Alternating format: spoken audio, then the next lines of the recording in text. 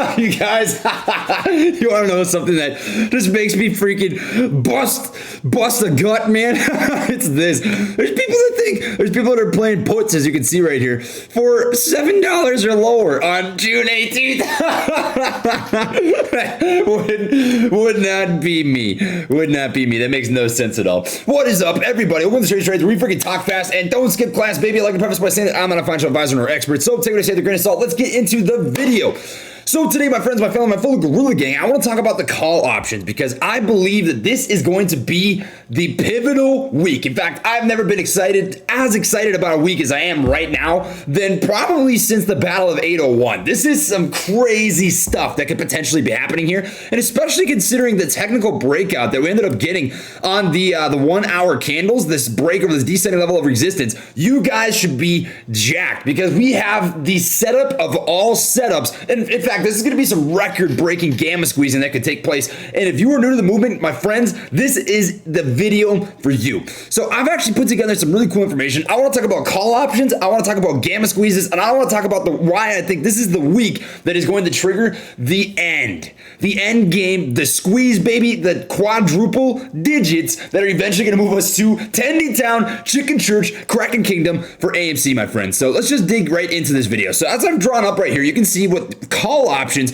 we currently have. If you look at the options chain, the open interest on all these calls, you can see that there's a piss ton of call options for June 18th, and there has been for a very long time. The $40 strike was the beginning. It was the DFV of call options for June 18th, and ever since you've seen this slowly start to stack up, right? Now, what's important about this? Why would this even matter? So call options contribute to price action through something called gamma squeezing, right? Gamma squeezing you can think of essentially as market makers who write up call options, right? They're essentially in charge of getting transactions filled. They make profit on the difference between the ask and the bid, what people are willing to buy for, what people are willing to sell for, and they make all this sort of stuff happen. They write up call options, right? Now, I'm going to run you through some basic numbers. In the money means that the current call option, the strike price is underneath the market value. They need to be hedged for, right? There's an opportunity there for people who have these call options to exercise if they'd like to do so.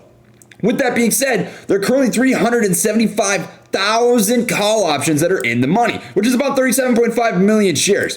Now, I think some of these call options are already hedged for, right? Which ones particularly? Well, I would say maybe anything between, half a dollar, obviously, to who knows, maybe $30, $35, $40. Maybe these $40 ones haven't quite been hedged for yet, but nonetheless, I would imagine that a great deal of these have been hedged for and that already in the money zone because the risk for them is, astronomically high. But some of these inevitably will not have been hedged for because market makers don't have to buy stock if they don't have to. They want the price to go back down so they don't have to purchase that stock by the off chance that people want to exercise.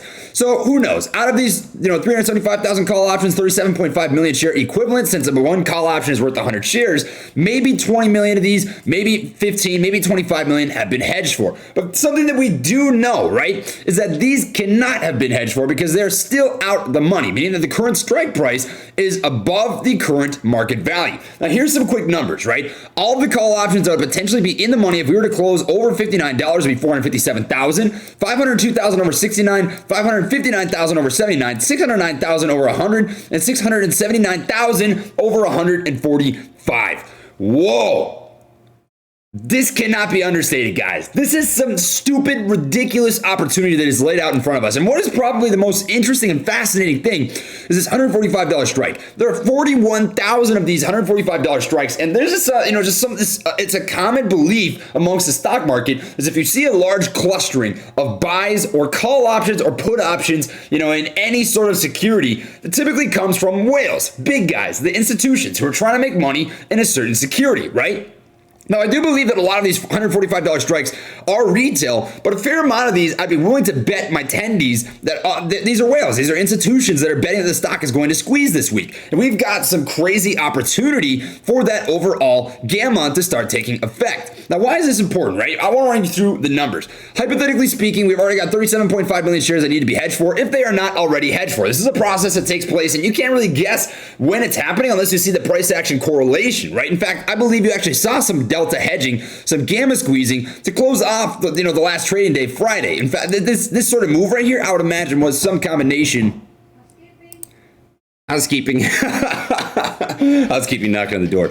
But nonetheless, I think that you've got some gamma squeezing that took place here, right? This is a small example of what you can see happen. Another example of some gamma squeezing that I think did take place would be back on the charts a little ways, back when we ran from, $40 up to 77. That inevitably was some gamma squeezing that did end up happening. Let me just pause this so I can get this rocking up. All right, so this move right here, this was also an example of gamma squeezing with far less call options that were getting hedged for than you currently have right now. Now, why would some of these not be hedged for, right? Why is there the potential that some of these call options have not quite been hedged for? Because they were so far away from expiration that market makers were hoping that these would go back down, right? They don't want to have to buy stock. They don't want to have to expose themselves to risk if they don't need to, right? Some of these inevitably are, but not all of them. And that is an important piece to talk about, right? So let's just take the worst case and best case scenario. Let's say that hypothetically speaking, we were to close off Friday at 60 freaking schmeckles, right? That would be 45.7 million total shares that would need to be hedged for by the off chance that people want to exercise. Think of it like this, right? If you wanted to go and purchase a car dealership is expecting 100 people to come in and buy a car. They better have at least 100 cars available by the off chance that every single one of these people wanted to purchase a car, probably more than that by the off chance that more come in than they're expecting, right? So that's an important piece of the equation. And what's wrong with this number, this 45.7 million, is if you look at the total share count, right? This is coming straight from Adam Aaron. This is in legal binding documentation. This is what we had as of June 2nd, right? 502 million shares, 492 million of these currently being held, right? Which leaves you about 10 million shares available to trade, whether it be high frequency trading, naked shorts, just people who are day trading, scalping, swing trading, whatever it is, 10 million as of June 2nd. I added plus or minus 10 to 30 million because this is just what my estimate would be since we don't know that, numbers change, right? It's a day-to-day basis. Maybe it's up, maybe it's down about 10 to 30 million, right? But what we know about the apes is that they have been known to hold stock, right? The apes have been hodling this thing since freaking January.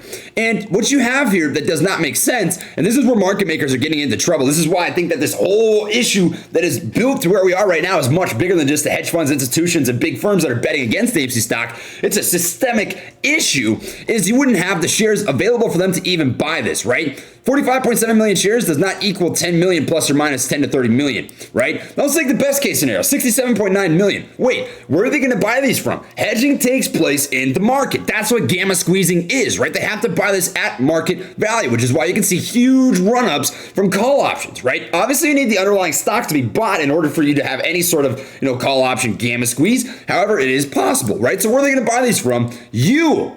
Now, this is where things get crazy. This is where you should be rubbing your freaking hands together. A lack of supply causes an increase in demand.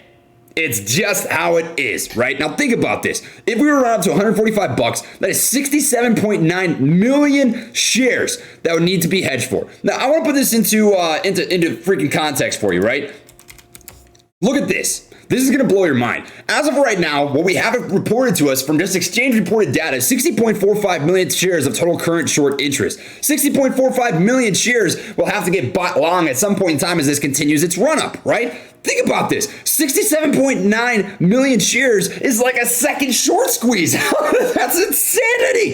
The price action from that, just pure straight green buying on 67.9 million shares is absurd. Just look at the freaking daily volume on this freaking chart, man. It's nasty. I mean, just check this out. Check this out. 215 million shares were traded on the last trading day, June 11th, right? It's 215 million. Imagine if 67.9 million of that was purely buying pressure. That's disgusting. It could really trigger something absolutely filthy. It happened the last time we had some massive call options, right? And I think it's going to happen again. I don't know if it's going to hit 145 bucks, right? I can't predict the future, but I'm telling you the setup is there. The setup is there for something nasty. And the big thing is there's no supply. 10 million shares of supply plus or minus 10 to 30 million does not equal 67.9 million shares. So how are they going to get this to happen? Basic laws of supply and demand, my friends. Low supply equals high demand. That is what triggers massive price moves. I'm telling you, I think this next week is going to be the most disgusting week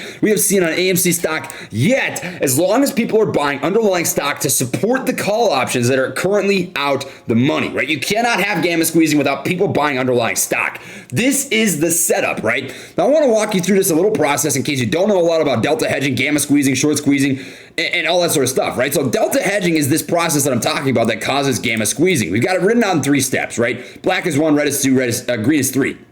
Market makers handle a lot of transactions, whether it be for institutions, whether it be for the apes, right? And some of these transactions are calls, which, by the way, is a huge, huge amount of calls. As you've seen back here, you've got, as of right now, 375,000 call options that are currently in the money. And I'd be willing to bet you my own tendies that not all of these are hedged for, right? So what happens? They write up these call options, they send them out as a way to leverage a lot of liquidity while not actually having the underlying stock, because market makers are essentially banking on the stock not hitting these ridiculous out the money calls, which is where they falter, baby. Because guess what happens? People buy stock. People have bought the stock and it starts running up the price, right? Price goes up. So what happens now? Market makers that wrote up out the money call options have to start buying underlying stock for these calls from the market, the people who own the actual stock, as well as call options, right? Apes buy stock, Toots buy stock, right? This comes from the market. So market makers have to find some sort of seller to be able to buy the stock for their calls so they can hypothetically deliver these call options to the apes and to the institutions who are writing up these, who bought these call options, right? And what happens? What happens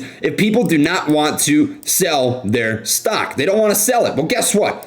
Price goes up. If the price is too low for somebody to want to sell their stock, price goes up. That's as simple as it is. This triggers gamma squeezes. This is exactly the sort of setup that you're hoping and looking for AMC stock. This is monumental. I stand by what I said. I said this months ago. I thought the squeeze would happen in May or June, and I think it is still going to happen in June. I think we are so stupid, dangerously close. I think that we have weeded out this little bit of sell-off, right? We've weeded out this little bit of a pullback, and we're getting ready for that next rip up. The technical setup on this is beautiful. We got to bounce off the 200 exponential moving average, that large scale macroscopic trend line, right? We're back out of this descending level of resistance. You've got the setup, and gamma squeezing can trigger this endless feedback loop between short squeezing and gamma squeezing, right? More call options running in the money, more shorts covering positions, more call options running in the money, more shorts covering positions, which leads to this endless loop of price increasing until people are done with the stock. And this is exactly what you want to see for AMC to go up to those quadruple digit numbers in terms of a squeeze. This, to me, my friends, is the catalyst that is going to blow shit fucking loose. This is stupid, right? Last week, I'm going to be honest with you, we had a 50-50 coin flip,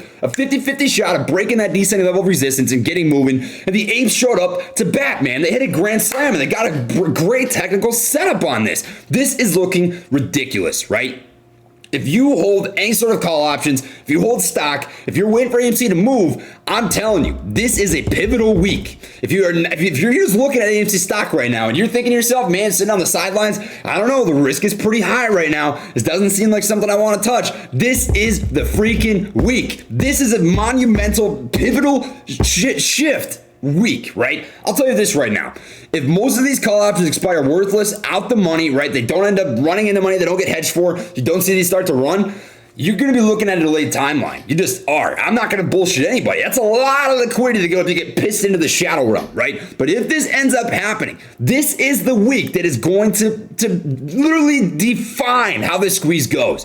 These are numbers. These are fact. This is fact. If this happens and these start to run in the money and they get hedged for and the gamma squeeze starts coming, you are looking at the absolute most disgusting, historical gamma squeeze, short squeeze combination that you have ever seen in the market in your entire life. And that is what I've got for this video. So blah, blah, blah. I know the whole spiel. Drop a like, consider subscribing. Whatever you want to do, my friends. Catch you on the next one. Much love and peace.